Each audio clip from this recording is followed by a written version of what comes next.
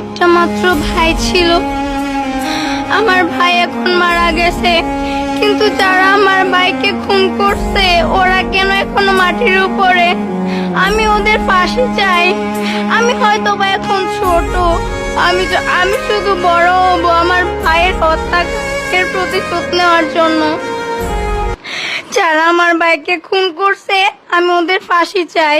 এখন তো আমি আর আমার ভাইকে ফিরে পাবো না। আমার কলেজের টুকরা ভাই আমাকে অনেক আদর করতো, আমাকে মাইলস্টোনে ভর্তি করাইছে, ও নিয়ে যাইতো। হোস্টেলে থাকি আমি, হোস্টেলেও আমাকে নিয়ে আসতো। আমি তাকায় থাকতাম, এক সপ্তাহ পর পর আমি তাকায় থাকতাম কখন আমার ভাই আসবে। ভাই যাইতো, আমাকে ডাক দিত উপর থেকে, মিস তোমার ভাই আসছে।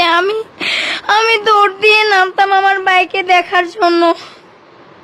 আমার ভাই মোটিভেট করতো, আর একটা বছর কষ্ট করে থাক ওইখানে। কি সবাই তো থাকে, আমি বলতাম আমি তো খেতে পারি না, সব খাবার কি দেয় আমি খেতে পারি না।